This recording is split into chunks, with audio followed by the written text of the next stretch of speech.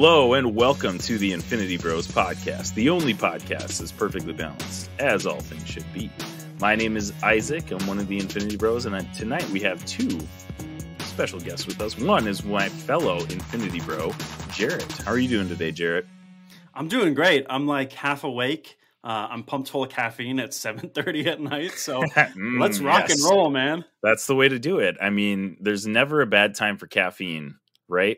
If there is, it's probably right now, but we're fine. I mean, I work night shift, so for me, there's never a bad time for caffeine, but you know.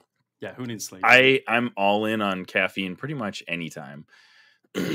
I've pretty much given up on the like trying to avoid caffeine when I'm trying to go to sleep. Like the night shift just requires it. So I'm like, all right, let's just Think go of it this way too, right? Like if you add enough creamer to coffee, it is just dessert. So that's true. But I never do that. I just go straight black. That's my coffee preference. So sorry, I'm not as much of a man as you guys.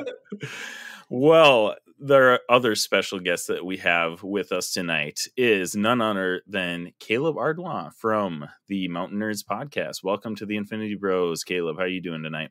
I also like my coffee black. Yes. It's the hairy chest, man. Wait a minute. You don't even drink coffee, I thought. You told me that one time. The occasional time. If I go camping. Okay. Gotcha. Then you just drink it black because you want to feel like a man because you're camping, right? Yeah. I mean, I have to feel like a man sometimes, and just. Kaleb, that's also the first time I've heard your last name actually pronounced. I've been saying like Ardoin for like. Oh, he said it completely wrong, but I wasn't going to correct him. I thought he was just saying it wrong on purpose. I was like, I've been friends with Kaleb for like 6+ months now, and I still can't say his last name right. So he's trying. Okay, Kaleb, tell the Infinity Bros universe how to say your last name, and then I will try to repeat it on the podcast here. Ardoin. So, like a pirate. Ardoin. And then you have to like the D, like do the D, but then like a Waluigi, like wah. Ardoin. We're off the rails. We could not start a podcast like this. Ardoin. That's what I kind of thought that I said it like, but I didn't have that Louisiana twang that you say it with. So, Kaleb is our good friend and podcast. Parallel. What am I trying to say? Colleague. Maybe colleague is a good word for it. If you guys have not checked out the Mountain Nerds podcast, please go do that. Kaleb, can you tell us a little bit about your podcast and where we can find you on the internet?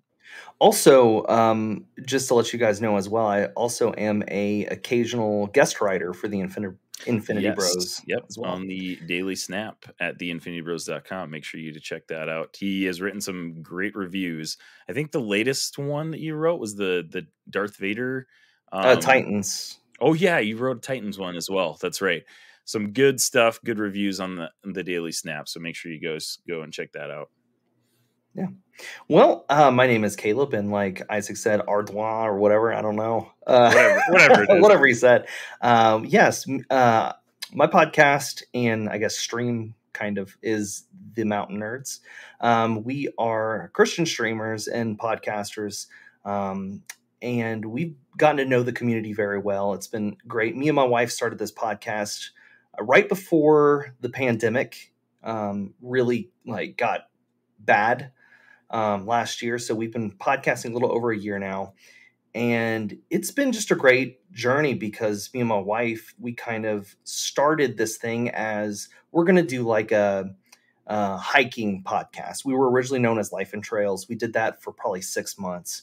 And then since things closed down, we didn't really get to go on trails, the actual trails part. So we were talking more about life, and we were talking more about like video games and movies and our hobbies, like our super nerdy hobbies. And it was like, okay, well, why are we still doing this? We can't really call ourselves this. So I went up to my wife, Taylor, one day and I said, why don't we just change this thing? Let's just rebrand it. Let's think of, a clever name, whatever. So we're like, we live in the kind of, I do joke about this every chance I get.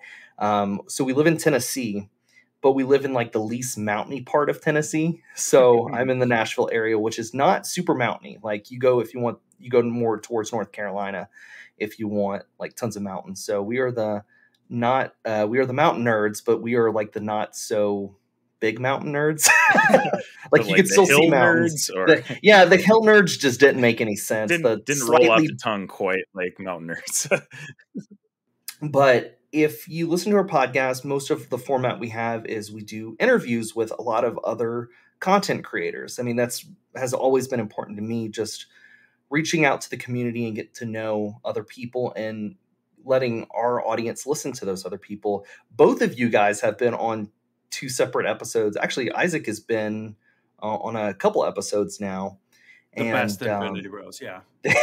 Basically. I mean, you're not the wrong. Strongest Avengers, yeah. Earth's mightiest Infinity Bros. But and then we started streaming as well. We really kicked off streaming in I think it was October of 2020. And now ever since just recently, me and my wife, we have kids now, which has been awesome.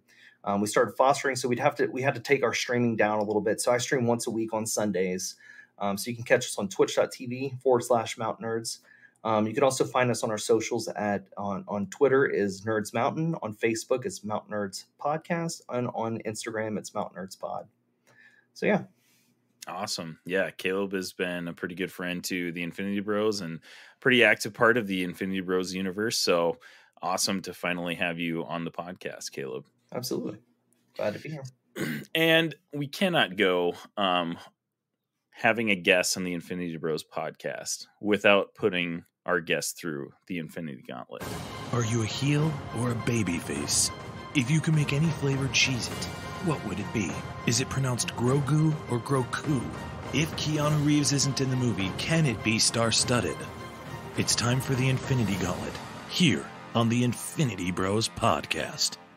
So, Kaleb, you are going to have to run the Infinity Gauntlet, which is a series of questions that each Infinity Bro comes up with.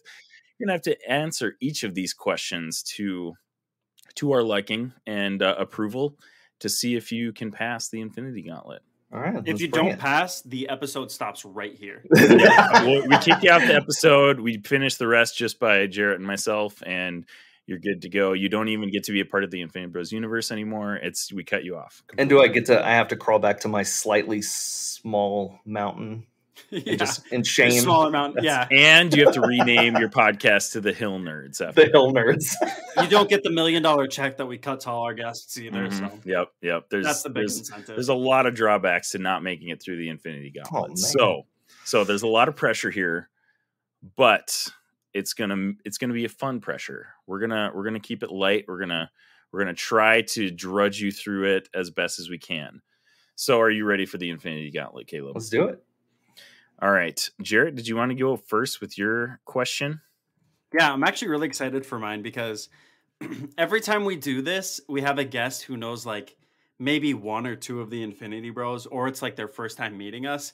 You're one of the few guests that we've ever had who actually knows us as the Infinity Bros.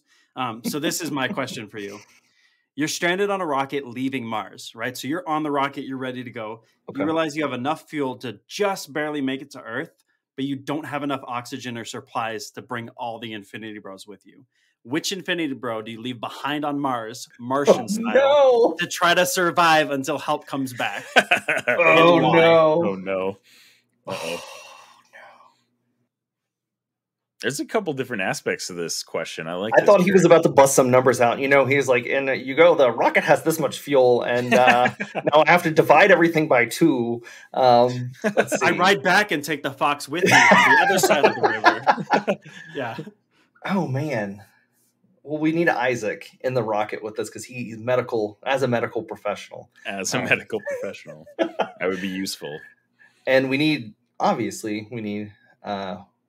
Mr. J Money himself, Jarret, because already have the best. You can leave everybody else. Everybody else, they're all going. Solve the problem. I don't know. I think let's just leave Max behind. Let's do it. Sorry, Max. I'm sorry. Do you leave Max behind? Do we think Max survives until we can go back and get him? I think he could do it. I think he could do it. He seems I like a would say really resilient absolutely guy. not. I think he's a really resilient guy. I'll give him that. Does the Martian base have laser tag and golf?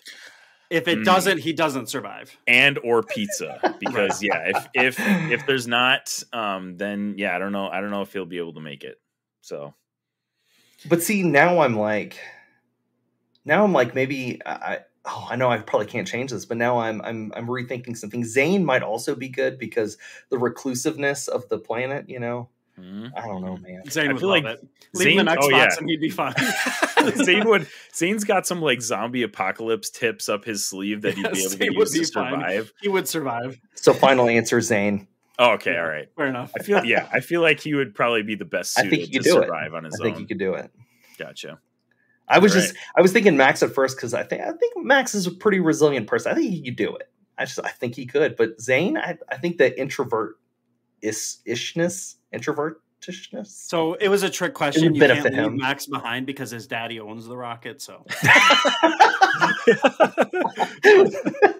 my father built this rocket. How dare you? How dare you?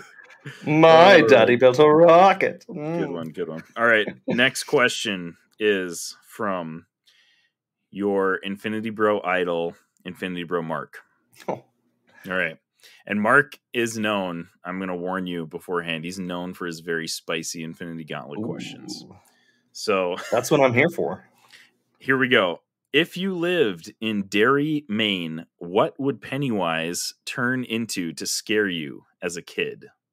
This is a typical Mark question because, like, I don't know, he like just dives deep into the personalities of people on the Infinity Bros podcast, and he wants to like bring out the worst or the best. Okay, so you guys didn't warn me of the psychological torture that I was about to endure. I'm telling you, man, Mark is that guy. So, oh man, probably just because I've had a fear since I was a kid. Any kind of doll, you know, like just like Chucky, like Child's Play. I'm not about that. So, or like just creepy human-like looking dolls. I'm not about that. No, I'm with you there. That sounds terrifying. So, yeah, good one. All right, this next one, you know what? I'll do mine next. This is kind of a boring one. This is not a psychological one. Like this will help you regain your composure after this one. This is the softball that you. This is the softball. So you better answer this one well. My knees were weak and my palms were sweaty. Right. So, what video game from your childhood would you like to see be remade or remastered? GoldenEye, straight up. Ooh, wow. Okay. That's a good answer. Yeah, it is a good one. Yeah. Did you or did you not play the Wii version of Goldeneye? No, not that hot garbage version. I did not. Okay, I will say the story was actually decent, and the multiplayer would have been fine if everybody has controllers. But because it's on the Wii, and if you don't have 4 controllers present, people have to use the Wiimote and the nunchuck to aim.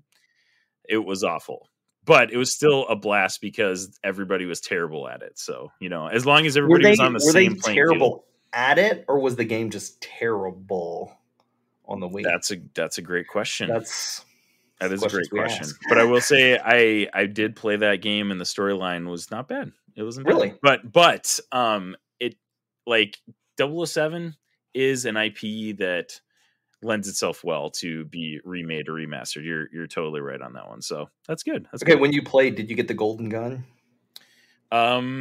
Yeah, there was an option for that in multiplayer. It wasn't in the main story. So but the multiplayer had all of the stuff that the OG GoldenEye had as options, which was fantastic. I'll probably get some haters here, but honestly, GoldenEye was my favorite James Bond movie. I don't know. I love that film so much. It's like Pierce Brosnan is my James Bond. I know a lot of people are like, well, I liked Sean Connery, or I liked whoever, Daniel Craig. I thought Pierce Brosnan like fit the role very well. He's my James Bond. I think I'm one of like 4 people who likes Daniel Craig as James Bond. It is what it is. Oh man. All right, we got another Infinity Gauntlet question. This is from Infinity Bro Max. Describe your Mount Rushmore of MCU side characters. Ooh. So he doesn't give any other specifications, but Mount Rushmore typically would be like 4 characters of Your top not 4 main. side. Yeah. Yeah, side characters. Happy. Oh, okay. That's I do like Happy. coming out Solid. strong. Comic relief. Mhm. You know, it was Black Panther. The sister was Zuri, right? Shuri. What's her name? Shuri. Yeah. Mhm. Okay. So her, I'd probably, this one's kind of tough because there's a lot of side characters that I do like and a bunch that I'm not huge fans of. Like my head, I wanted to say Pepper Potts, but I'm like, no. Yeah. Good call. Good I call. wanted to. It was starting to come out, and I withheld that. Thank you. I appreciate it. You know what? Maria Hill. Yeah. Ooh. All right. Okay. I like All right. Maria Hill and Phil Coulson. Ooh, Nice. This is that's an interesting lineup. Yeah, I think the You almost got like kind of a little bit of the Agents of S.H.I.E.L.D. vibe, and then I think so. and then Shuri as well. Yeah. Nice. Disney Plus show with all those characters. I would not be. Ooh, just as a bonus, Agent Wu. Come on. Mm. Oh, See, let's just throw him in the mix as well. Yep. That'd be sick. All right. Last Infinity Gauntlet question, and this one may be the one to break you. This is from Infinity Bro Robbie. He says, you get to heaven and have one shot to ask Stan Lee a question. What's the question? I'm broken. You got him. I Got him. He can't make it. Oh, man. He can't make it. Ah. One question to ask Stan Lee. What are you going to ask him? That's a tough one. It is. It's That is really a tough. Really good one. Because, like, what's a question to ask him that like hasn't been asked? Like, You know, I would probably ask, is there any heroes that you had in your head that you just didn't get to get out there? Is there anything that you've kind of kept to yourself, a personal like hero that you just didn't want to put out there? I'd be interested to kind of see his answer on that. That would be cool. Yeah. Yeah, that would be interesting. Man, it would. Yeah, I mean, like, there was so much crap that went on in the last, 5 to 10 years of his life. It would have been interesting to hear a little bit more of like the working. I mean, there is a decent amount of like documentary type stuff about Stan Lee, but it would have been cool to hear some different stuff from inside the head of Stan Lee for sure. I know for sure he Sweet. got to do a little bit of that with his Elseworld series that he did for DC, where he reimagined all the heroes with like of the Justice League with their new backgrounds and stuff. And that was really cool to see like his take on what the Justice League would look like. Right. Yeah. It was pretty Yep. wild. Mm-hmm. Yeah, that is pretty sweet. Well, Caleb, you have successfully evaded the Infinity Gauntlet. Yeah, Welcome. Infinity Bro Treasure, which everybody knows is Zane because he's the most responsible. Feel free to cut Caleb his check now for a hefty 1 mil. Make mine out to cash, please. 1 mil cash. All right, let's go.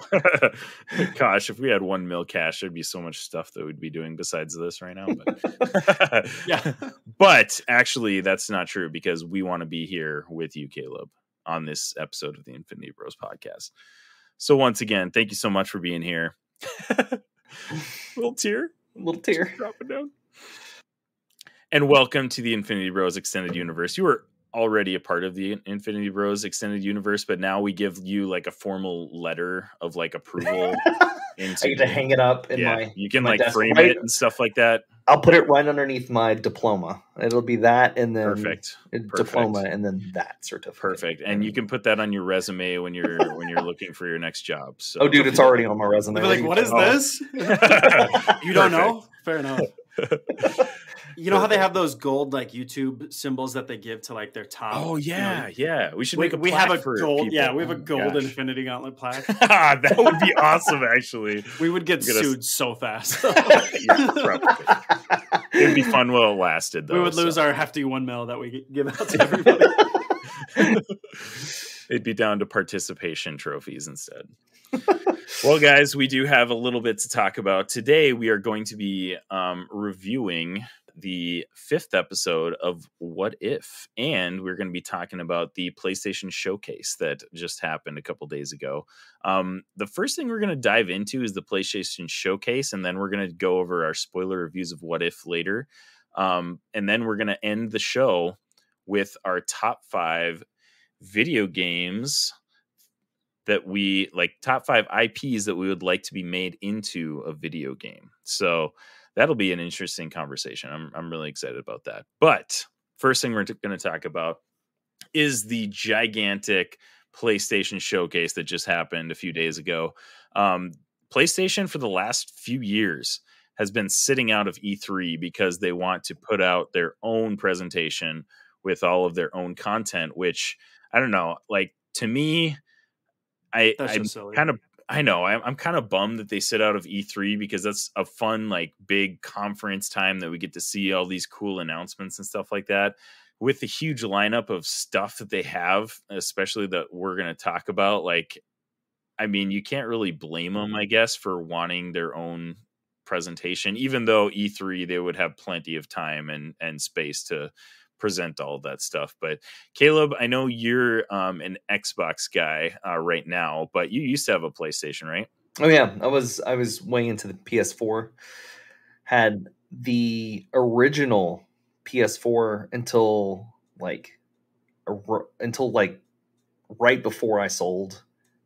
Oh, that doesn't make any sense. I had the yeah, that doesn't make my mind just went in like 30 different directions. Scratch that, edit that out. This is what I usually do on my podcast. I cut out, like, the episodes are usually like 3 hours and I cut it down to 30 minutes. No, I want Max to keep this and then just bleep all the words. So it sounds like you're just everything's going to be bleeped out. No, I had my PlayStation. I got it like right when it came out, and I sold it like the week before I got my Xbox because I had to order it.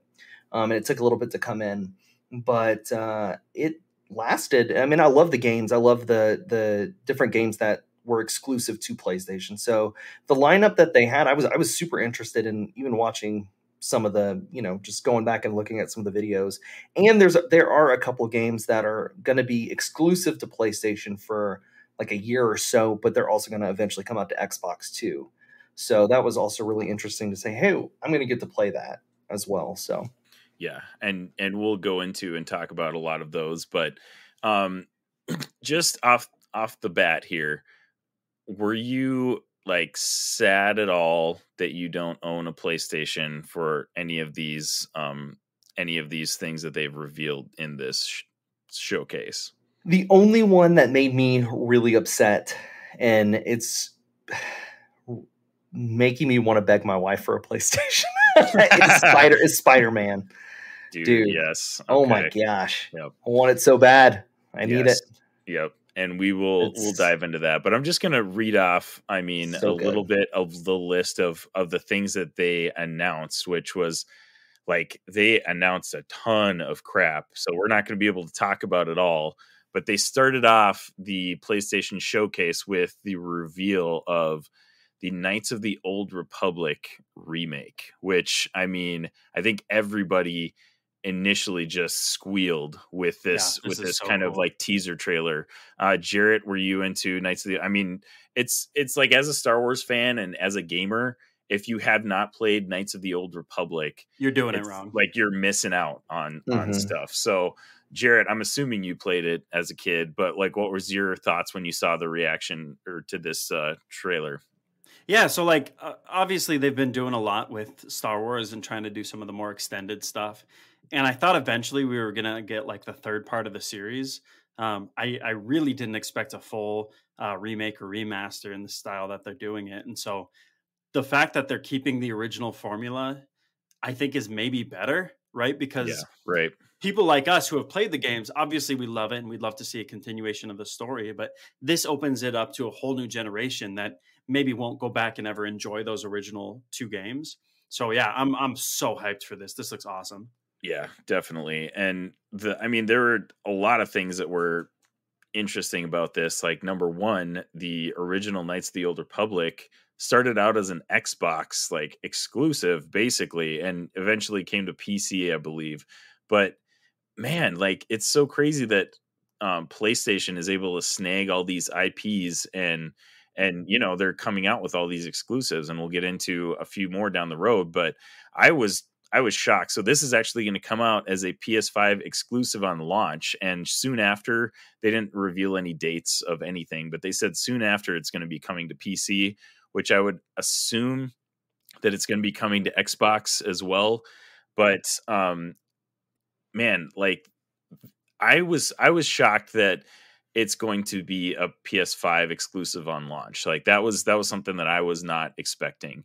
So I think that's going to be another factor in kind of like bringing, new people to PS5 along with a lot of the other games that we're going to talk about. But I mean, this is prime as far as like, games that people want to be remade into, or remade or remastered. Like this game has been talked about for a long time, and rumors came out about this earlier this year that we were going to get a remaster or remake of Knights of the Old Republic.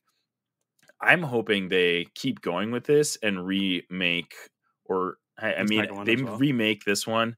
I'm assuming you got to keep going with the remakes. Like if they remade Knights of the Old Republic 2, I would be thrilled with that, because that's the game that I played more, and I really, really loved that game. So if they kept going with these remakes, I mean, I'm going to be absolutely thrilled. And then like, man, if they were able to keep going with like another original story after that, like, man, I feel like the sky is the limit at that point. So, Caleb, what were your thoughts on the Star Wars IP that PS5 is announcing? It's really exciting. I'll be honest, I never played it. I never got to play it back in the day, but it would be one that if it does come to PC, I mean, I have a gaming PC, so I'm definitely gonna pick that up. Yeah, dude, for real. If my PC can run it, I'm gonna play it.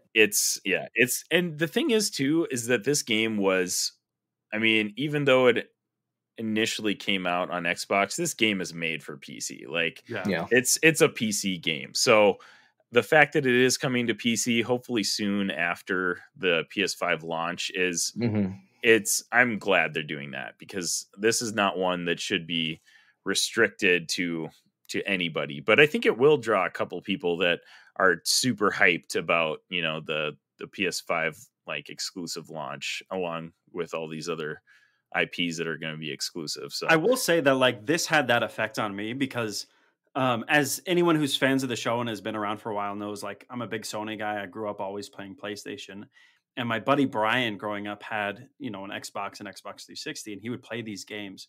And I was so hyped by this that like I went to the bookstore and bought a used copy of like the Prima official strategy guide for this.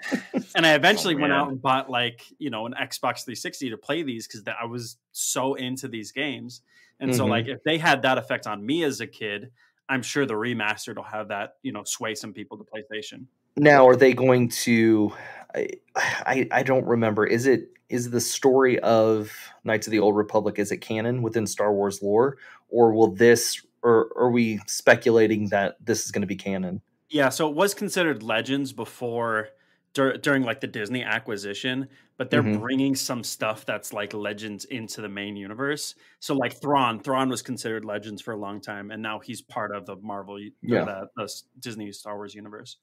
So I don't think anybody would be like, look at Knights of the Old Republic and be like, oh yeah, that's canon. But they sure have used a lot of the influences from Knights of the Old Republic in stuff that is canon now. So I mean, could they go back and retcon it as canon? Maybe, who knows? At this Disney's point, playing fast and loose like Calvin Ball with this. Anyway, so it is what it is. Love it. But yeah, man, that was like a bang to start off the PlayStation showcase. Like when that got everybody's attention immediately, and has gotten, I mean, the fact that, I mean, I am also a PlayStation guy now too. I mean, I had an Xbox 360, switched over to PS4, and I currently own an Xbox One, but like I bought a PS5. So like I'm bought all in on the PlayStation at this point. I mean, I'm probably going to buy this on launch because it's Knights of the Old Republic. Like this is fantastic. So I'm thrilled that it's coming to PS5. I'm glad that it is going to be able to be played on other platforms though, because I don't think this is a game that should be exclusive. I think they should definitely be sharing this with other platforms. So good on them for finally getting around to remaking this one. And the fact that it's a remake is going to be fantastic too, not just a remaster. Like they're remaking it with, again, like all of the same, they're trying to keep it the same story is what I've heard. And they got some of the voice actors from the original back to play the characters in this one as well. So yeah. they're rebuilding it with are they going to use I wonder if they're going to use the same engine that they did for it's a complete remake. So I'm guessing it's going to be just, I hope, and it is a little different because like, I mean, you go back, like I bought both of them, Knights of the Old Republic and 2 on Steam. And I tried to go back and play Knights of the Old Republic, and it is honestly rough to play at this point. Like it's an old game, like it's dated a little bit, but the storyline is still incredible. And I mean, yeah, I'm hoping that just with the updated, graphics with hopefully a mostly similar storyline, this is just going to be one that I'm going to, want to play over and over again like I did, back in the day. So, because I would love to see that with the same. I mean, I want this thing to look like Jedi Fallen Order because that game was nice. Right. Yeah. The old one was very RPG. It was built on the same engine as like Neverwinter Nights, Baldur's Gate, and I think systems like that. So my guess is they're going to do some combination of the two. Like, I don't know if it's going to be strictly turn-based or whatever the original was, but we'll see. Yeah, I kind of hope they keep some of those same gameplay elements because I feel like that's what it is. The core of made it. Yeah, that's what made it what it was. But I mean, again, you go back and it's just the speed of the game. It's just like you're waiting for things to happen constantly, and it's just like, oh man, okay, all right, come on, let's go. So yeah, I mean, the fact that it's a remake is fantastic in my eyes. So it's going to be. It couldn't be worse fan service than like the weird Final Fantasy VII remake we got. Like they can't do that. Yeah, I don't know. Like, I mean, people have said really good things about it. I personally have not. I played like the demo and I thought it was cool, but I never played the original. So like, it's cool, but it's a horse of a very different color. It's horses to zebras. All right, interesting. Yeah, we'll see. Time will tell. All right, and the next thing they came out with a big announcement. They started this trailer, and the Marvel logo flashed up. I mean, everybody thought this was going to be Spider-Man 2. But they pulled one over on us. They're coming out with a PS5 exclusive.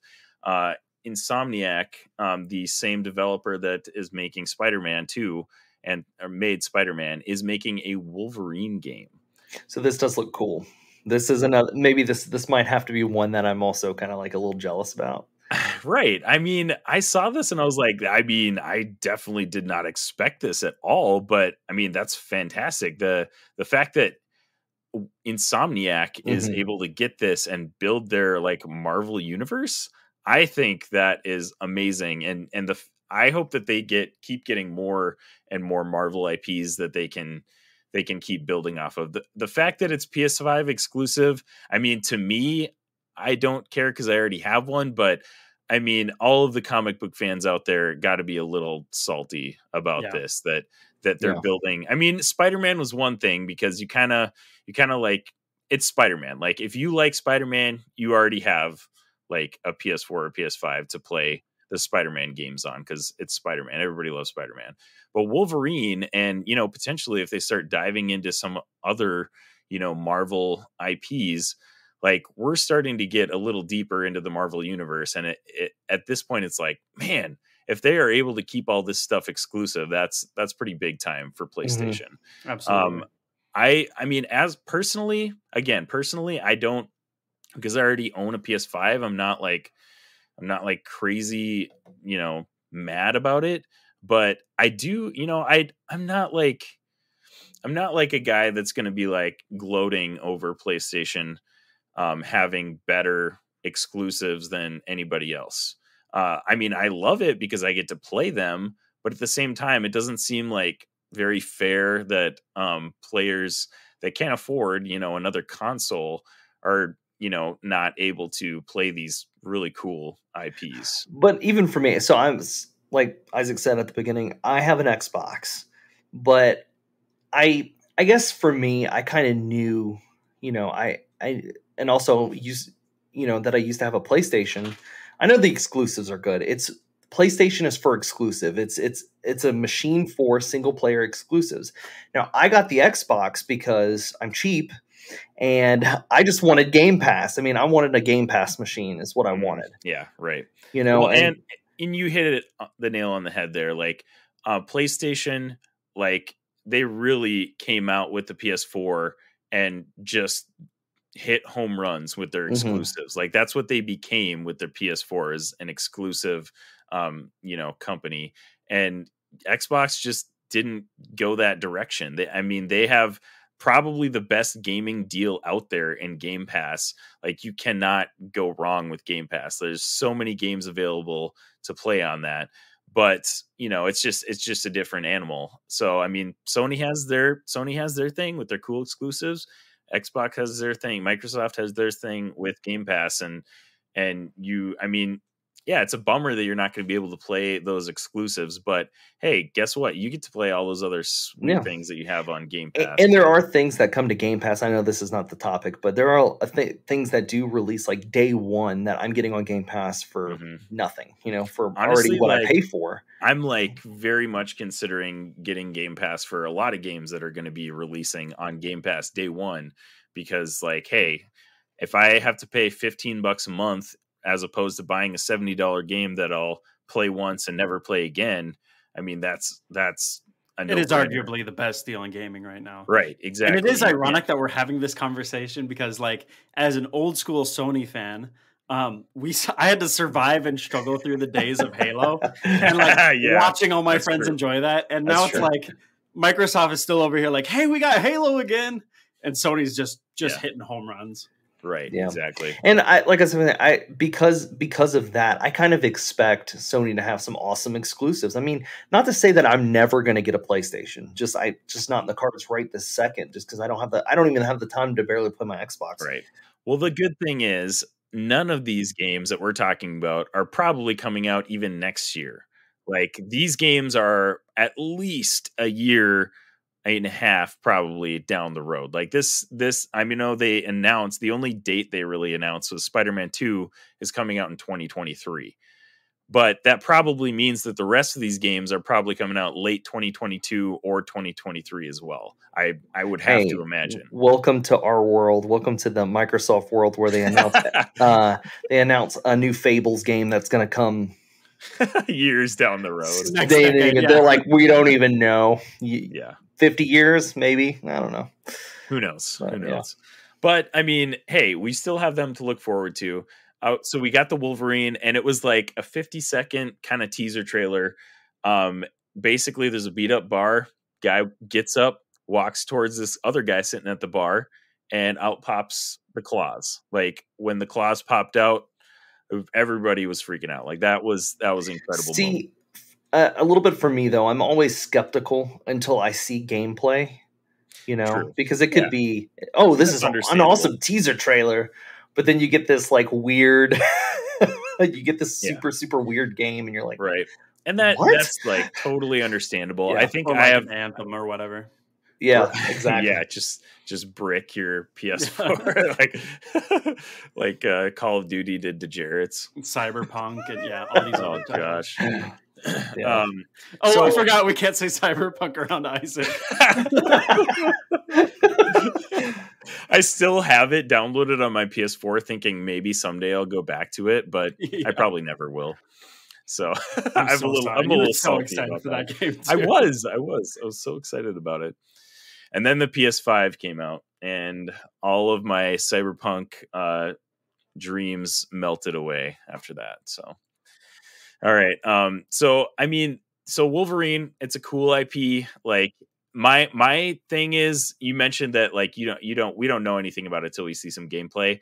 And that's totally valid, but I'm like pretty confident that's going to be solid just because the Spider-Man games that Insomniac has been coming out with are fantastic. Like I at this point, I don't see them going wrong with a game.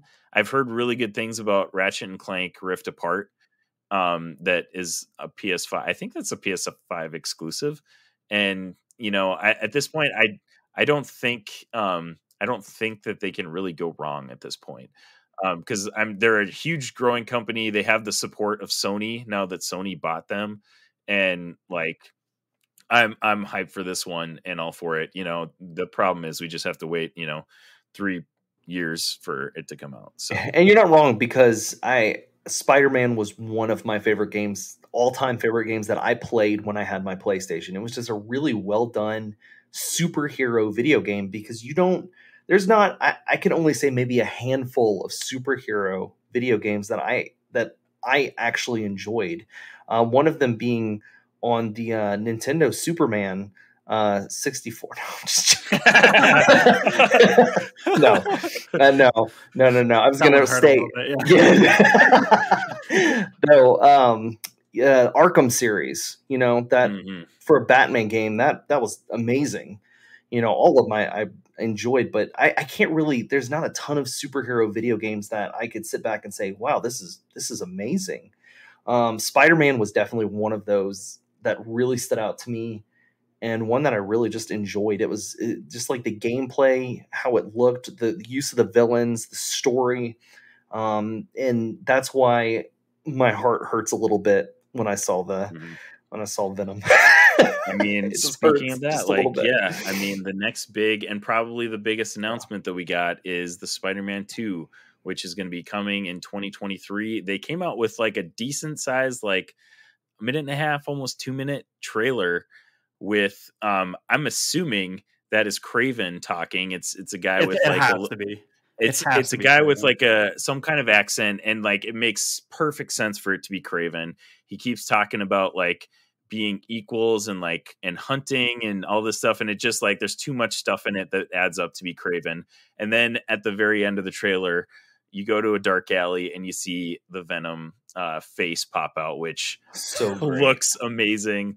Like Heart you said, hurts. Caleb, I mean, like Spider-Man PS4 it's in my top 5 games of all time. I think I have it at like probably maybe three or so. Now, I'm kind of curious, because from what the trailer looks like, it looks like that you're going to be either dual playing Miles Morales and Peter Parker, or I wonder if it's going to be taking different parts of the story. So like maybe one chapter you're playing this, or if it's going to be kind of like a switch out thing, or how's that I'm kind of curious. Or if it's going to be like a co-op, where you could play. Oh my gosh. Somebody Don't plays. even tease me like that. Oh my gosh. That does sound amazing. They did confirm that it is, this is later in the PlayStation blog. Mm-hmm. They confirmed that it is single player.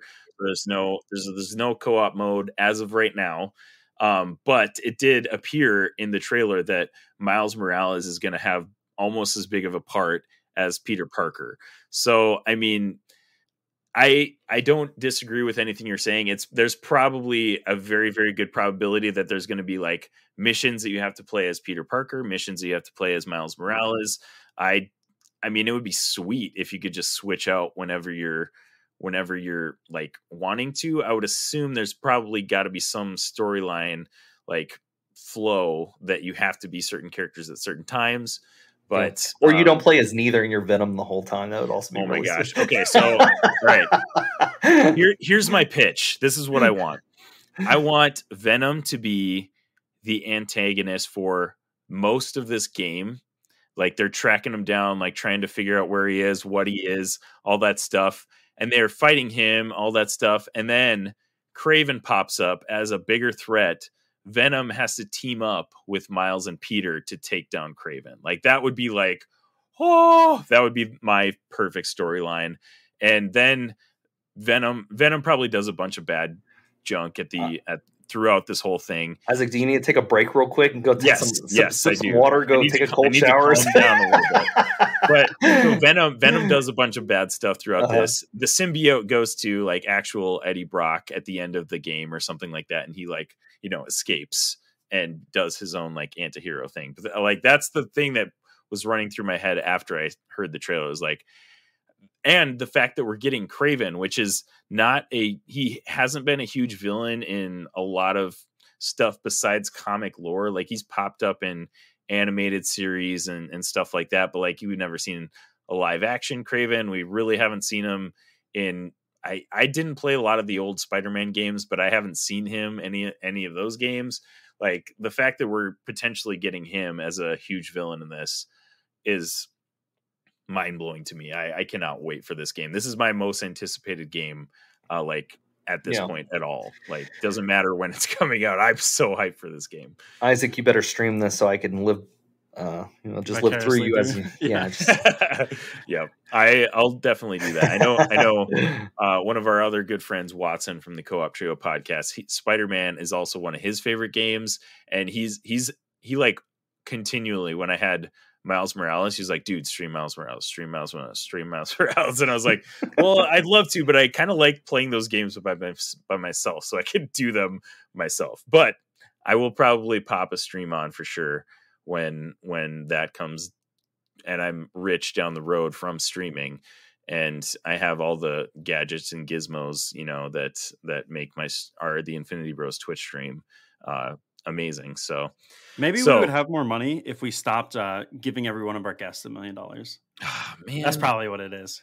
Man, you're coming up with all these great ideas, Jarret, and we need to talk to our treasurer. He's clearly doing something wrong. What are we doing wrong? Oh, we're giving away millions of dollars to everybody. That's what we're doing. Oh, man, I knew it. All right, so that personally was the highlight to me of this showcase. I mean, that's what I was looking forward to in this showcase. I mean, what did you guys think about this trailer? And is there anything that you're looking forward to in this presentation more than that? It's hard to add much beyond what you've already said. I think the one big thing is like, I hope the success of this leads to Kraven in like the general pop culture, yes, mind again to where we could get him in a live action. I think that would be fantastic. Agreed. Yeah, for sure. Because he definitely needs more recognition. Kraven's Last Hunt is one of the most iconic Spider-Man storylines, and he definitely needs more airtime for sure. So if we do get him, though, it has to be. And I know he's already been in Spider-Man before, so don't get mad at me, fans. But Joe Manganiello has to be Kraven. Oh, that like would be 1,000%. That would be epic. I'd be down. He's perfect for the role. Would love it. All right, guys. So let's just move on. We'll touch on a couple. Oh, I did have something. Something. What you got? So, I am a huge fan. So when I didn't really, I think I saw like somebody post it, so I was super excited, but because I didn't get to originally watch the showcase, I had to go back and rewatch it. There's a little peek behind the curtain for you, and I saw that Alan Wake was getting a remaster. Guys, you don't even know how excited I am for this because I am getting to play it on Xbox as well. And Alan Wake is actually one of my favorite games, like up there on the list, because I just really love the story. The gameplay is kind of janky, but the story itself and how the story goes is like one of my favorite, like it's just very well written. It's very horror, just a very well written story. And so I'm super excited I get to play this again, because if you've played games like Quantum Break, if you play games like oh my goodness, I'm drawing a blank. Control, thank you. Play games like Control. Remedy Games makes amazing games. They tell really, really good stories. And so to get to play this after so many years again, I'm like pumped up for it big time. Yeah, that was a cool announcement. I haven't played the original, but I did play a little bit of Control, and that game is fantastic. So, and all of their stuff is connected, which is also really fun. So it's kind of like their own little universe. I know people sometimes roll their eyes because we're like getting all these universes and all these different IPs, but I just like Control was awesome because we got to see like lore from Alan Wake, especially Alan Wake in there as a little bit of Quantum Break as well. But Alan Wake was like a huge part of one of the DLC packs for Control. So it's gonna be really fun just to go back and replay that game. Right, and that's actually coming soon. That's coming October 5th, 2021. So that's gonna be wild. Yeah, that's awesome. So can't wait for that as well, for sure. And I'm all for all of these things being announced on all different platforms. So that's another thing that, like, why not bring PlayStation to E3? I know they want to do their own thing, but like just the community of gaming just benefits so much from when these games are available on Sony's always been platforms. like this, though. Like when Yeah. crossplay was starting to be a big thing, And they were really they the ones held that were out. like, "We're not They doing held, this. This yeah, isn't they what held we out want." for such a long time. Like So Fortnite was stupid. one. We're not doing this. Okay, we'll do Fortnite a little bit. All right, we'll let that slip. I suppose Fortnite's fine. I suppose it's fine. Okay, we'll give it to you. Yet another thing that Fortnite kind of paved the way on was like crossplay between place and really like Xbox and PC already had it. It was just PlayStation that was behind on the time. So yeah, definitely, that's definitely true. All right, so a couple other things. We're just going to glance over a couple of these other projects that they announced. God of War Ragnarok was announced, and they put a decent trailer forth for that. Like, that looks fantastic. I've played a little bit of the one that is the current one that is out, God of War. It is an amazing game. It's one of, I know Infinity Bro Jarret, that's like his, I think it's like maybe his top game of all time. Like it's up there in his top 3. So I know is going to be super pumped for this, and it's still taking place in the Norse mythology, which I mean is a really cool part of that game. It looks fantastic. So check that out for sure. Tiny Tina's Wonderlands, which is that did look like cool. A spin-off of Borderlands. This is the one I'm hyped for.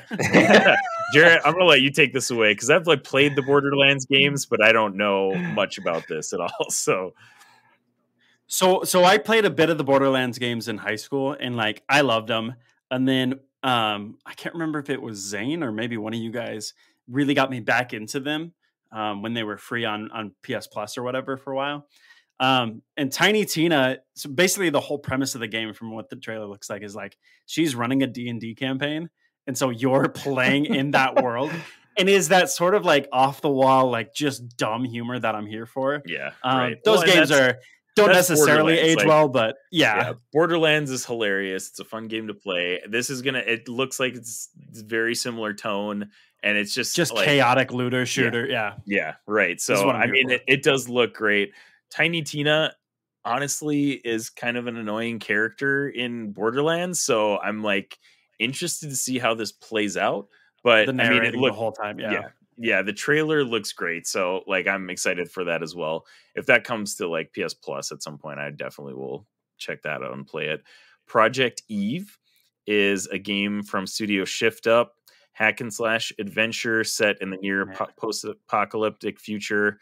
Forspoken was another PS5 that looks really cool exclusive. It's a new action RPG from Square Enix, previously known as Project Athia.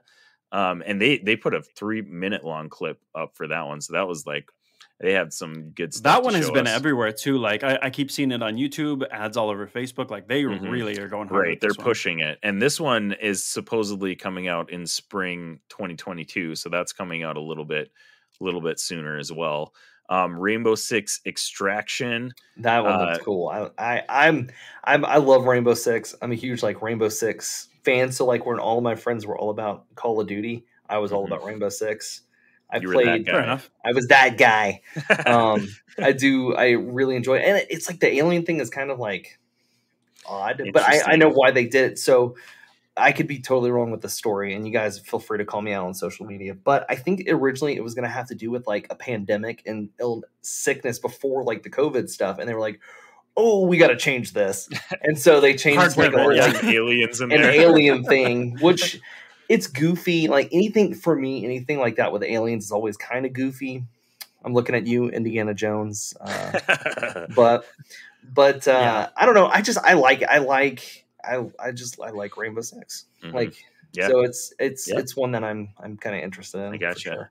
And that one is slated to come out January 2022. And that one, I don't see it right here. I'm assuming that one is like all platforms. Yeah. I think I was kind of burnt by Call of Duty Ghosts, which was, I think it was Ghosts. It was like this same thing. And I was so hyped for that one, and it was not great. That this makes me a little gun shy, but it is Rainbow Six. So have you ever played The Division?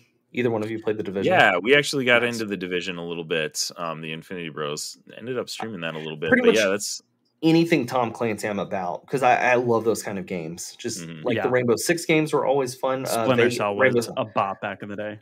Oh yeah, Yep. Splinter Cell was awesome. Division, fantastic. Yeah, I love all those games. Yep. So then we had GTA 5, GTA Online is being upgraded. Shocker. Yeah, shocker there. I mean, I was after that one, I was expecting that they were going to announce Skyrim was going to be remastered for PS5, but we didn't get that one yet. So that's coming though. I'm sure that's coming down the road. We're looking at you, Tom Howard. Ghostwire Tokyo, which is a supernatural adventure game that was introduced back at E3 in 2019, but we got a little updated look at it. That's supposed to be releasing in 2022. That looked way too creepy for me. As long as it's a co-op game that I can play with Zane, then I'd maybe play it, but definitely not going to play that by myself. That one does look real spooky. Yeah. It looked real creepy. Guardians of the Galaxy, we got another look at that game. And that one is coming out October 26, 2021, which is very soon as well. I think when we first talked about that one, I kind of was not excited for it. But like it actually looks really good, other than we got some lame. Different. Yeah, I'm like not super thrilled about his look. But like the trailer we got was much different than the trailer we got initially. So they showed us a bunch of new stuff, which was cool. And we got Cosmo, we got World Mind, we had so many callbacks to the comics. Oh, yeah. So I'm interested in this one. Like this is going to be what they've described it as, like a solo adventure. So like it's a story game. We're not getting the multiplayer grinding that we're seeing in Adventures. I'm kind of excited for this one. I think this is going to be one that I might purchase and play. And let's see, we got a couple. Uncharted. They are remastering Uncharted Legacy of Thieves collection, which includes Uncharted 4, which that just came out not too long ago. So I'm not really sure why they're remastering that. And then Uncharted Lost Legacy, which is the spin-off Uncharted game. And then kind of a bunch of indie games that were also coming out. Gran Turismo 7, they showed that. Anything else that you guys saw in there that you were interested in that you want to talk about?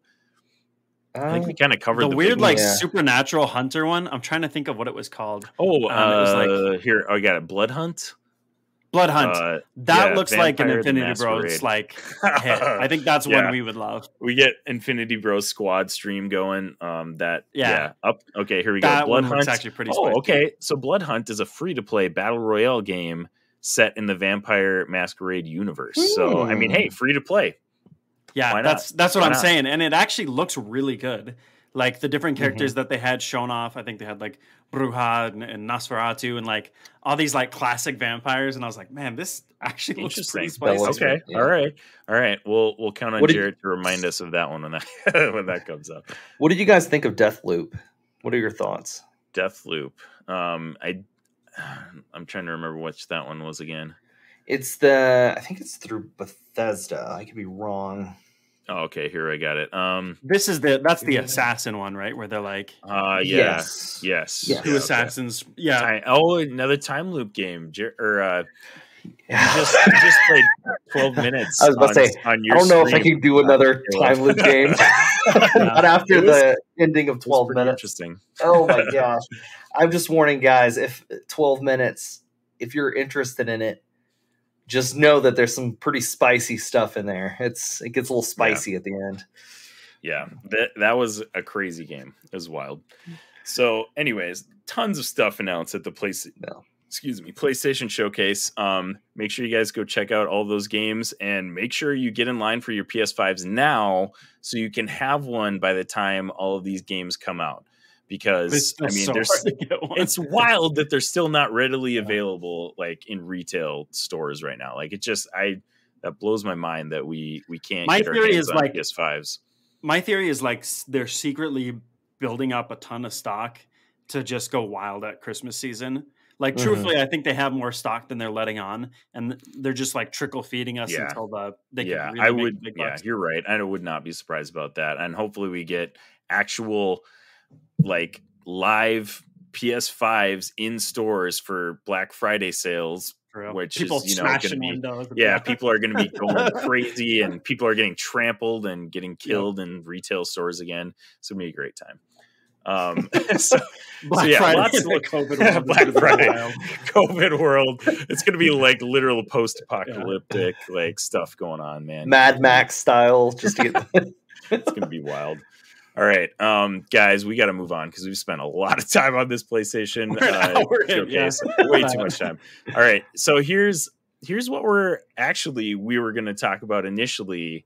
We're going to talk about some what if, and this episode 5 of What If is just wild. For those of you guys who have not seen it, make sure you stop listening to this episode. Go watch it right now. We're going to give a spoiler review. Oh my gosh, I cannot talk right now. We're going to give a full spoiler review of What If episode 5. This is Prepare yourself. an Infinity Bros. Prepare yourself. Spoiler warning. So make sure you've already watched that by this time. And then we're also going to rate the episode and our Infinity Bros rating scale. So we'll put that right here. Here on the Infinity Bros podcast, everything is ranked from a 0 to 6 point scale. 0 meaning horrible and 6 meaning absolutely excellent. If all of the Infinity Bros rank something a 6, it gets an Infinity Step. So what if episode 5, what if zombies? Guys, this was a wild episode. And I'm like, man, I love this what if series so much. But the thing is, these bite-sized 30-minute episodes leave me wanting so much more. Oh, yeah. The way this episode ended, oh man, it's crazy. They stop it so abruptly, and you're like, "Oh my that's god!" it? You're like, zombie, "Wait a minute! Zombie Wait a minute!" Thanos, Like, guys. are you zombie kidding me? Thanos? Yeah. Oh So my Max has goodness. been singing this Apologize. tune since we started. Yeah. apologies that we already jumped ahead to the Oh, the spoiler! end of Did the I do it? episode. No. We already gave the spoiler. Okay, I just want to make sure. Sorry. Spoiler bumper, but man, I just like something has to be said that like these episodes are just like they're increasing my want for these Marvel IPs that we can get, in technically they're in the MCU now, but at the same time, I'm like, wait a minute, add 10 minutes to this episode. This isn't over. Come on, guys. And this was a perfect example. This episode is a perfect example of that. So, okay, first of all, Marvel Zombies. Jarret, I want to go ahead and ask you first. So this is obviously based on Marvel Zombies, the comic book run. And I know that you have read that run. You were actively, like, as you were watching the episode, comparing it to the comic book run. So tell us a little bit about this comic book run and maybe a little comparison to the little bite-sized 30-minute episode that we got in What If. Yeah, so there was like so many callbacks to the comics. And it's been a long time since I've read the comics. And so I was like trying to remember it as I went. The big thing is like, and I think I messaged this as soon as we started. They start out the episode where they're like, oh yeah, there's hope that, T'Challa is still out there somewhere. And I'm like, please don't do this to me. Oh, man. And they did it with the whole I know when you messaged. Oh. Just so for context, Jarret messages the Infinity Bros group chat and he's like, guys, I'm 5 minutes into this episode and I really hope they don't do to T'Challa what they did in the comics. And I was like, oh my gosh.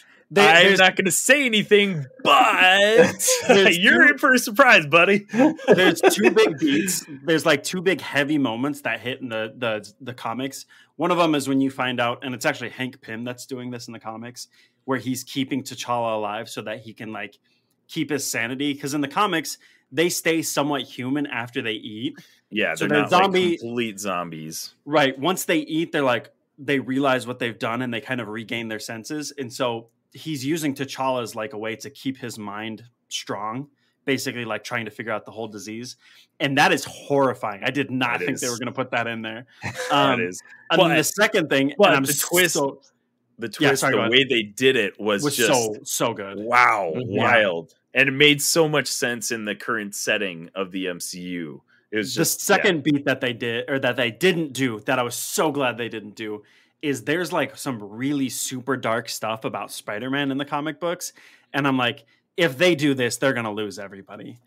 Basically, like, you find out he only keeps his mask on, even though like everybody's a zombie. He can take it off. Nobody's going to care about his secret identity. But they talk about how like when he ate his family, he had his mask off so he can like never look at his own face again or he'll be horrified.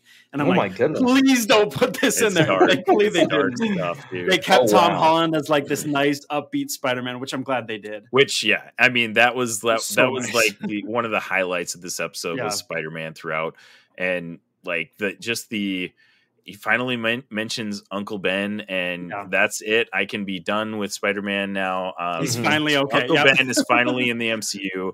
I know Mark and Max are going to be super jazzed that he's finally in the MCU. So thank you, Kevin Feige, for finally doing that. But yeah, They he did was the just this floating head constant- robot too, which was fantastic. Oh my gosh, that was oh my gosh, I that was love another that. highlight and of the the fact episode. that it was Paul in the Rudd, comic, it's Wasp, and Yeah. she's not serious. Like she's very serious. She's not Mhm. like the fact that they had it as Paul Rudd with it the was cape perfect and it like. with the cape. Oh my god, I gosh. loved it so that much. was incredible. So, anyways, we come to this world of zombies, right? We come and the first thing is like this is at the beginning of Infinity War, which is amazing. Bruce Banner So good. crashes through the Sanctum Sanctorum like roof, like he does in Infinity War, and nobody's there. He goes outside, nothing, nobody anywhere, and they pick it up right in Infinity War, which is amazing. I love that they're doing these callbacks to the MCU. Ebony Maw and what's his name? The big guy, I forget his name. They come through and they're like ready. They start giving their speech. They're ready to take over the world like they did in Infinity War, but there's nobody there. and Bruce Banner is just like, I don't know what's going on. And then all of a sudden, Ebony Maw gets attacked by Iron Man as a zombie. Like that was like, It's so what? good. Okay. It was great. And they left it like you knew there were zombies, obviously, but they Mhm. like left it kind of like mysterious. They had like dust in while they're fighting, blah blah blah. Bruce is kind of like, what's going on? And then all of a sudden they come out and they're zombies. And Ebony, this is one part of this that was like just a little tidbit. Ebony Maw as a zombie would be terrifying. Oh yeah. He's Oh, already absolutely. terrifying in real life as a zombie. Like, just think of like all of these superhero and characters. Mhm. And the Watcher explains this. Jeffrey Wright as the Watcher, fantastic. Oh yeah. They need to be using him more. I can't wait until he actually gets into the MCU involved. because it's gonna happen. Yeah. It's gonna happen. But anyways, he's narrating. He says that these zombies retain their superhero like abilities as zombies, and you can see that obviously in that first scene. But like, and that's why nobody has a chance because these zombies are using their superhuman abilities to infect everybody. Mhm. So by the time Bruce gets to Earth, there's nobody left. Like there's like a very small squad, which we meet a little bit later. But man, the way they set this up is so perfect. And then they just go as we go throughout the episode. It's a great episode. It's a really good episode. They have a lot of great moments, but at the end, they just stop it. And it's like, we have this, they're setting up this universe and it's just over now.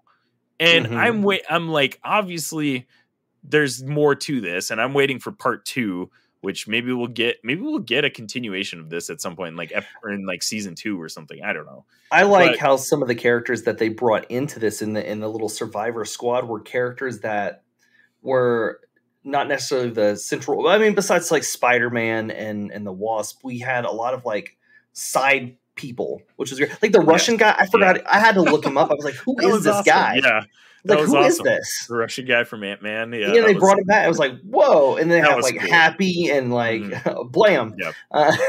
But Yeah. Yep. it was Yep. just like all these like side characters and like Spider-Man and a couple, main heroes. But it was Yeah. great to see like this weird diverse group in Yeah. this show. I was like, okay, this is pretty great. Yeah, definitely. I mean, they nailed the cast as they have been this whole season. I mean, getting Paul Rudd to reprise his role as Ant-Man for this was the highlight of the cast in this episode. Like that was fantastic. Paul Rudd as a floating head. Like I didn't know I could enjoy Paul Rudd anymore, but I absolutely could in this episode. It was amazing. And just the jokes and the puns he was making in face of a zombie apocalypse, and he is a literal head with no body. Like he was still making jokes, still making puns. Oh, I actually also really like how they retained the Hulk not just coming out and the Hulk being kind of like freaked out.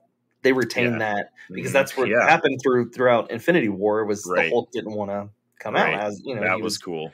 And so they kept that through the whole thing until obviously the very end, which is really neat. And then we got like the Hulk versus like zombie Wanda, which was like I would never have seen that coming. So it was insane. Yeah, that was crazy. Did I lose you guys? Did I lose you guys? Still here. Though? Okay. Nope, we're still here. Sorry. My computer is freezing up a little bit there. Yeah, dude, like okay, so we're gonna skip ahead a little bit. They have this little band of survivors. They find out that T'Challa is, well, they actually don't find that out until later, but they are going to go back to Wakanda to kind of like regroup.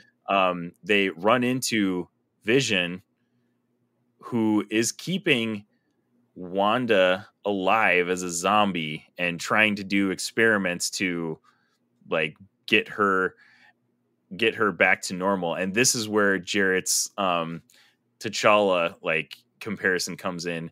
He's keeping T'Challa as basically food for Wanda as he's like trying to experiment to get things back to her, but her powers are too strong. Like he can't like convert her back to a human like he did to Paul Rudd. So that was like when they revealed that, it was just like, wow, I cannot believe they took that part of which I was like, there's absolutely no way they're doing this. Right. And I was typing it as we were, I was like, surely they're not going to, and then there he was. It was fantastic. Like, oh my gosh. Fantastic. I was watching Jarret realize this in real time was perfect. It was awesome. It's crazy to see how zombie Wanda was as powerful as she was, because she didn't reach that power level until WandaVision. Right. Yeah.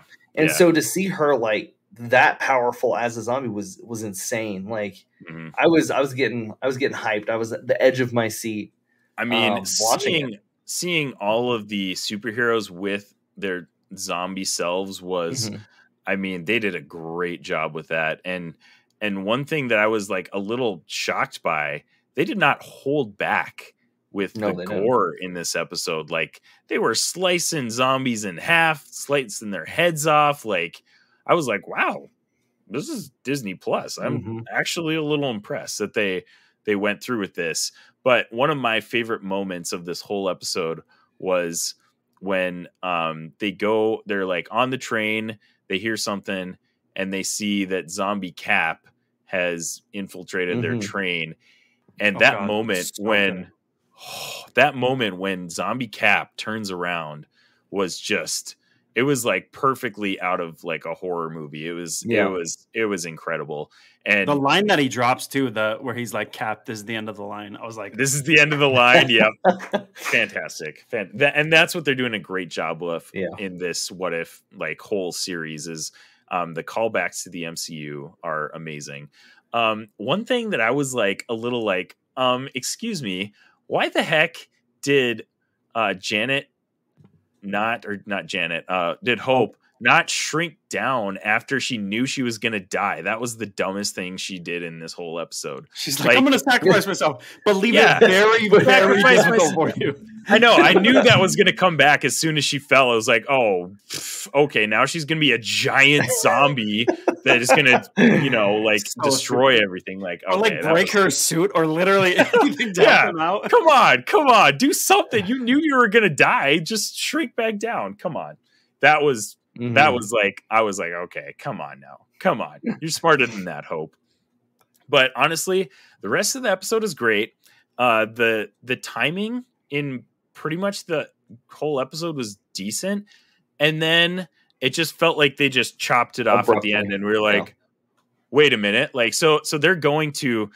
Here's another thing. Okay, so Jarret, I'll let you speak to this a little bit.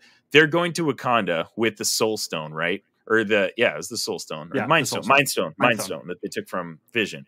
So they're going to Wakanda with the Mind Stone, and then like it cuts off when it's just Paul Rudd, Spider-Man. Is that it? Is that everybody in the? Okoye, maybe T'Challa was there. T'Challa. Yeah, but he's got the cutoff. T'Challa, Spider-Man, and Ant-Man are in the Quinjet going to Wakanda, and then it ends, which that's fine. But then we get this little 5-second clip of zombie Thanos with the Infinity Gauntlet, and I should have went back and looked at this, but it looked like he had all the stones. So he had but the Mind Stone. He had all but the Mind Stone. Okay, all right. Yeah, was missing that one. Yeah. So okay, this is one of the questions that's like blowing my mind right now. How did he get all those stones and then become a zombie? How did he get defeated by zombies? Yeah. With all of those stones. With all the Infinity Stones but one. How? I don't know. How did that happen? This is why we need another episode of Zombie What If. Like, come on. And come on, Marvel. Yeah. Yeah. What did zombie really Thanos sacrifice? You know what I mean? Right. Was he zombified before he got the stone? So, when he gets the Mind Stone, is he just going to snap and everybody becomes zombies? As a zombie, is that his goal, to make everybody a zombie? Or does he make them all human and reinfect them again? Like what? There's so many questions from that little 5-second clip of zombie Thanos. I mean, what if they give us another episode? What if? What if? What if? Oh man. Okay, so here's bottom line, guys. What was your rating of the episode? Jarret, I'm gonna let you go first. What was your rating of the episode? I mean, how does it compare to the other episodes of What If in your opinion? I know I was still in the minority of this, but the episode before this really, really cooled me off. And so coming into Marvel Zombies, I was like, okay, this is a series that I love. This is a What If that I'm hyped for. Like, I really, really hope it does justice. And minus the like, why did you have to do that to T'Challa? Why? Like, it was totally. Man. I mean, it was. Here's what I'll say. Like, it made it a haunting episode. Yeah, like, it did. Yeah, because the stakes were. And the fact that they didn't pull any punches with some of the gore and them like blasting zombies, this was a gritty and gruesome and disgusting episode, and I loved it. Like 6 out of 6. This was exactly what I wanted. The ending gave me like legitimate anxiety, but no, it was great. I loved it. It was fantastic. Okay. Yeah, nice. Oh, nice. Okay, and you were on the other episode, so we've got a little insight into what you've thought of the What If series. Right. Kaleb, we haven't heard from you, so tell us a little bit about what you've thought of the What If series as a whole, and then give us your rating of What If Zombies. I will say, probably as a whole, man, 5.5 out of 6. As a whole. I mean, there was like the first one was okay. It was just kind of like whatever, we get it. But second episode was by far still my favorite. I love that episode. That's what If is, and then just for this particular episode, I'll give it also a 5.5 out of 6 for the same kind of reasons that you listed, but the episode just kind of being cut off. There are some like weird, like, questions like, okay, wait, how did that? But then I'm like, maybe I shouldn't think too much into it. It's a it's a superhero show, but it really is. It was a good episode. It was one that when I found out the series was coming out, it was one that I was definitely looking forward to. Through like the promo stuff, I was like, man, come on, give us the zombies this week. Give us the zombies this week, and they finally did it, and it was awesome. Like, it was what I wanted. And then, like I said, the characters in this episode, the ones that they chose to have as the survivors, were great. I mean, I loved having like Peter Parker, Spider-Man as the like kind of our main hero here, and then kind of having like the Hulk kind of just there, and then having some of those parallels between, like I said previously, where the Hulk didn't want to become the Hulk. Bruce Banner didn't want to become the Hulk because the Hulk was scared, whatever.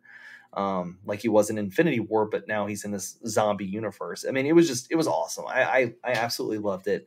I want more, so give me more. So that's why Amen I to give that rating.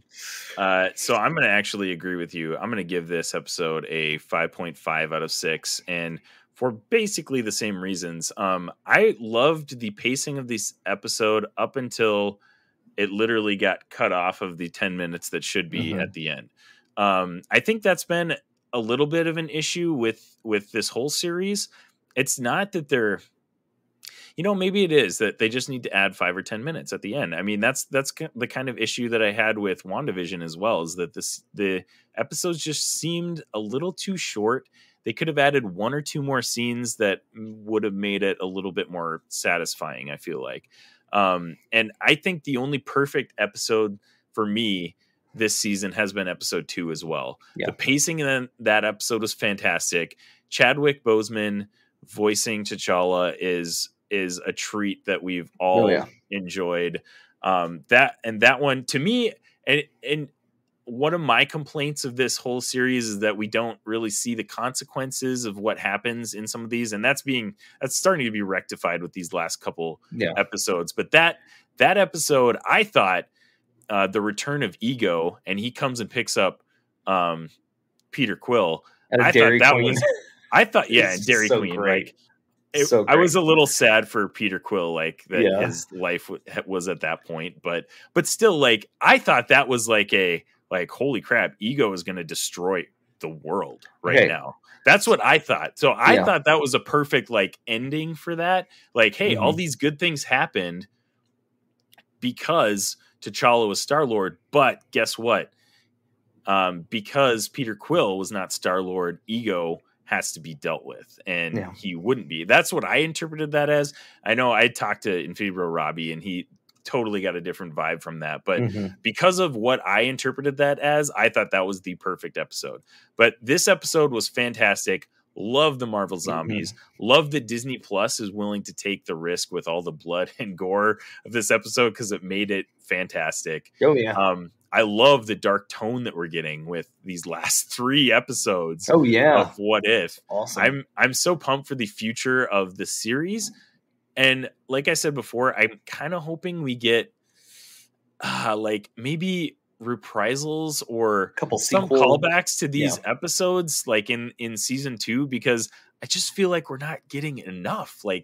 I want more. I want more of the story in these series. So in these episodes. So 5.5 out of 6 to me on this episode. So I think one of the episodes has to be, if they haven't already thought about this, I know Kevin Feige listens to the show, so I just want to just pitch this. Papa maybe Feige. season Papa Feige. Daddy Feige. He listens to this. So we need a what if Ralph Boner is actually Quicksilver. I'm just saying.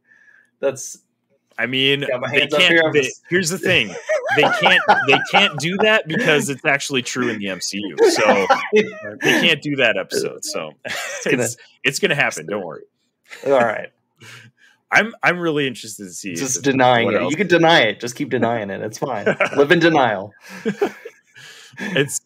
I'm really excited for the future of this show, though. They've very strongly hinted at that there's going to be more seasons to this series. I don't think they've actually confirmed that there will be a season 2, but they've talked about it. They can go. They can go. You forever. can go forever. Seriously, you can just keep mixing characters. You can do whatever you want. Yeah. And that's the beauty of the series. And like you said before, Jeffrey Wright as the Watcher is chef's kiss. It's just awesome. He plays such a great role. And with the huge role and implications of the Watcher in the Marvel comics, there's no way that Jeffrey Wright, either in What If or in the actual MCU, does not somehow, some way make his way into an actual character that is interacting in these episodes, because it happens in so much in the comics that he is an integral part of the story. So it's going to happen at some point. It would be sweet if it was like the last episode of the season and he like finally realizes that he has to intervene, and then it's like done. All right, next season we're going to see more of him or something like that. I don't know. That would be sick. Absolutely. Well, guys, we have talked at length on both the PlayStation Showcase and What If. So unfortunately, we do not have time for the top 5 today. It was going to be a good one. I was excited for that one. So apologize, Kaleb, that we're not able to fit that one in. But thank you so much for joining us today. It has been a blast getting to know you and letting the Infinity Bros universe get to know you as well. For sure. Why don't you go ahead and plug yourself and your show? Where can we find you on the internet? Where can people go check out the Mountain Nerds? Yeah, like I said before, we do stream every Sunday. You can check us out, twitch.tv/Mountain Nerds. We're on there playing some awesome games. Right now, I'm kind of in between games, so I'm trying to figure out what I want to play. I might start kind of doing Zelda Skyward Sword, because I just picked that up, and I'm been eager to play that a little bit. Now we are also we just picked up our podcast back after a couple months of a hiatus, which has been awesome. So you could basically find us on anywhere you listen: Spotify, Google Podcast, Apple Podcasts, anything like that. But yeah, check us out. We're releasing new episodes. We're trying to do new episodes every single week. We got some awesome guests coming up, and we're excited to keep it going. Awesome. Thank you so much. And definitely check out Kaleb Ardoin wherever he is on social media. Jarret, thank you so much for joining us today. I'm not going to demean you like Max does at the end of our episodes all the time, because I'm a nice person. I appreciate that. So thank you so much for being on this episode of the Infinity Bros podcast. Everybody else, wherever you're listening, however you're listening, thank you so much for making us a part of your day. You can check out the Infinity Bros podcast on any major podcast platform. You can catch us streaming on twitch.tv/the_infinity_bros. Man, lots of places you can connect with us: Twitter, Instagram, Facebook, TikTok, Discord. InfinityBros.com. Yeah, theinfinitybros.com. That's where you can start getting connected and go into all of the aspects of the Infinity Bros universe. So thank you so much for hanging out with us today, and stay tuned for the next episode of the Infinity Bros podcast. We love you 2000. Bye. Thanks for tuning in to the Infinity Bros podcast. You can find the Infinity Bros on Facebook, Instagram, and Twitter at the Infinity Bros. Feel free to send listener feedback via email at infinitybrospodcast@gmail.com.